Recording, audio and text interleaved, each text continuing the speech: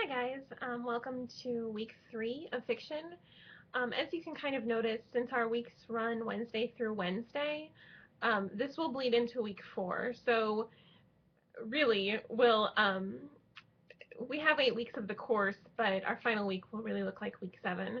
So I think it's kind of misleading that this is just week 3, even though next week is basically midterm for the class, which is pretty crazy that it's gone so quickly. Um, for this week, you have a larger reading and discussion assignment than you've had before. I figure you're ready. And then you do also have a short writing assignment. So for the short stories, read them, go over them in the discussion forums like you have been. Continue trying to practice using integrating quotations into your responses and using MLA style citation when you do so. That's a really good habit to get in. And there's a handout at the top of the class called Integrating Quotations that it's one of my favorite handouts. It's not mine. I got it from somewhere else and it's credited, but it's a really excellent resource. So look over that as well. I've given you PowerPoints as well to go over different literary elements. As you go through these, and you started this last week with one of your writing assignments where you were either looking at analyzing character or plot, kind of looking at a story through one lens. Okay, I'm going to focus on the point of view and what that means, or the theme. What is the theme of this story? How do I distill that? And again, what does that mean and how can I support that? So our purpose in these first few weeks is to fill your tool belt up with all of these different kinds of literary elements and how to look for them and analyze them. But certainly when we do formal literary analysis, which will happen in the second half of the semester, you're looking at the big picture and looking at these things together. And how does the point of view contribute to theme? How does the symbolism contribute to theme? And you'll see that a lot. So all of these things do work together. We're just kind of taking baby steps to get there, to make them all work together at once. So go over those this week. And you also have part 1 of a creative writing assignment. Hopefully this is clear.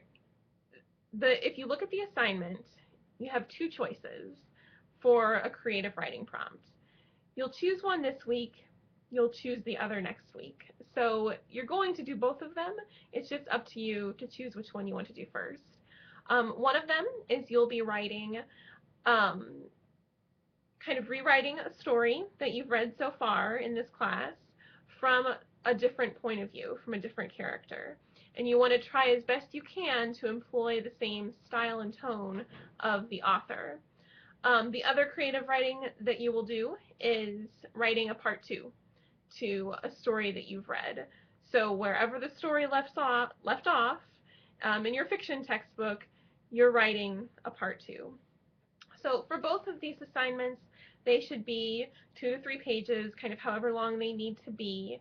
And I said in the assignment, use proper grammar and punctuation unless style dictates otherwise. So if you have a character, if you have a narrator who would use foul language and bad grammar, use it. I want you to try as best you can to replicate the style of the author. So this is kind of a cool exercise to make you think about tone and style and also let you be creative in looking at these stories. So choose one of those prompts this week and you'll do the other prompt next week.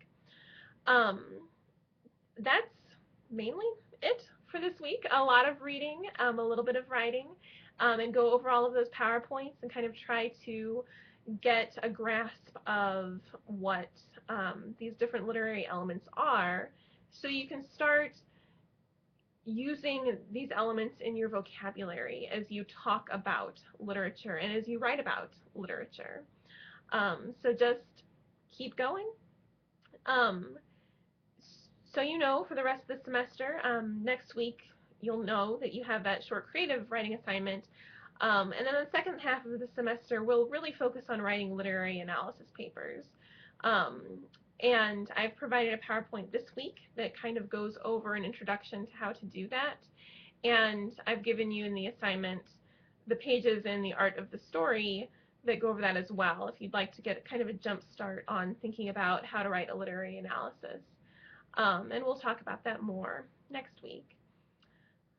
I think that's it. I feel like I'm forgetting something. Next Tuesday through Sunday, so starting on June 25th, I will be out of the state. I'll be out of town, but I will take my laptop and I'll have access. So things will be updated as usual. Hopefully you won't even notice any difference, but if I'm a little slower getting back to emails than I normally am, that's why. But I should be plugged in, and like I said, hopefully you won't know a difference. Okay, I think that's it. So things should be graded by next Monday evening. The writing assignments that you're turning in today, Wednesday the 19th, and everything should be kind of up to date. So just let me know if you have any questions or concerns. Shoot me an email. Give me a call, whatever works for you. Email is usually quicker. And yeah, just let me know if you have any questions. Great job so far, and keep going. I'll look forward to seeing you in the forums. I'll be a little bit more active in them this week and not just an observer. Have a good one. Bye.